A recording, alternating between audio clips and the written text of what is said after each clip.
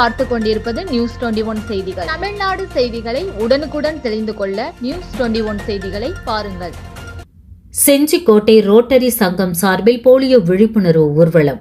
விழுப்புரம் மாவட்டம் செஞ்சிக்கோட்டை ரோட்டரி சங்கம் மற்றும் செஞ்சி ராஜா தேசிங்கு அரசு ஆண்கள் மேல்நிலைப்பள்ளி NSS NCC மாணவர்கள் சார்பில் உலக போலியோ தினத்தை முன்னிட்டு விழிப்புணர்வு ஊர்வலம் நடைபெற்றது.